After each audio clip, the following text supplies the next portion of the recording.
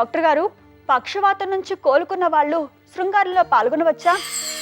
పక్షవాతం కోరుకున్న వాళ్ళు నిరభ్యంతరంగా శృంగారంలో పాల్గొనవచ్చు.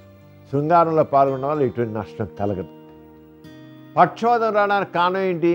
బ్రెయిన్లో మామూలుగా రక్తాన్ని సెరిబల్ థ్రోంబోసిస్ అంటాం, రక్త ప్రసరణకు అవరోధం ఏర్పడుతుంది. అంటే కింద గడ్డలు ఏర్పడి అడ్డు ఏర్పడి దానిలో రక్త ప్రసరణ లేక బ్లడ్ సరిగా ఎంటర్ సర్క్యులేషన్ లేక బ్రెయిన్లో కొంత ఏరియా డ్యామేజ్ అయితే పక్షవాతం వస్తుంది.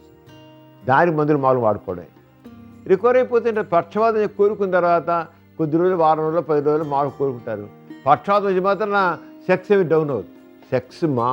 సెక్స్ కోరిక మామూలుగానే ఉంటుంది, సెక్స్ సామర్థ్యం మామూలుగానే ఉంటుంది, సెక్స్లో మామూలుగా పడదు. కాలు చేయి పడిపోయాయి కదా అని చెప్పేసి అంగం కూడా మెత్తడిపోతుంది రాదనుకుంటే పొరపాటు. దీనికి దానికి సంబంధం లేదు. ఇవేమో మామూలు నర్సు. పురుషాంగం సంబంధించింది parasitic nerve fibres, autonomous nerve system. Autonomous సిస్టంలో అది పారాసిటిక్ నర్వ్ ఫైబర్స్ చాలా చక్కగా తోడ్పడతాయి. అది దీనికి సంబంధం లేకుండా ఉంటాయి. దానివల్ల అంగం సంభిస్తుంది. అంటే అదేమి పక్షవాతం వచ్చినా అవేమి డ్యామేజ్ అవ్వవు కనుక అదే మామూలుగా అంగస్మలు మామూలుగా ఉంటాయి. సెక్స్ సంబంధం మామూలుగా ఉంటుంది. ఒకవేళ వాడు కాలు చేయబడిపోయి సెక్స్ చేయకపోయినా పురుషాంగం సంభిస్తుంది కనుక భార్య పైకి వచ్చి సెక్స్ చేయొచ్చు.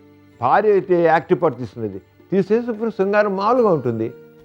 వాళ్ళు కూర్చొని చేసే భంగిములు కానీ ఇంకో రకం భంగిములు, వాళ్ళకి అనుకూలంగా భంగిములు, లేటరల్ పొజిషన్స్లో కానీ ఇంకో రకం పొజిషన్ కూడా సెక్స్ చేయొచ్చు. అంతే దానికే పక్షవాతం వచ్చేప్పుడు కూడా శృంగారంలో మామూలుగా పాల్గొవచ్చు. వాడికి అసలు ఓపిక వచ్చేసి తగ్గించి మామూలుగా శృంగారం ఎంజాయ్ చేయొచ్చు. చూసారు కదండి, ఇవాల్టి సుఖజీవనం కార్యక్రమం. మీకు కూడా లైంగిక సమస్యలు కానీ సంతానలేమి సమస్యలు ఏమైనా ఉంటే మీ సమస్యలను వాట్సాప్ ద్వారా పంపొచ్చు.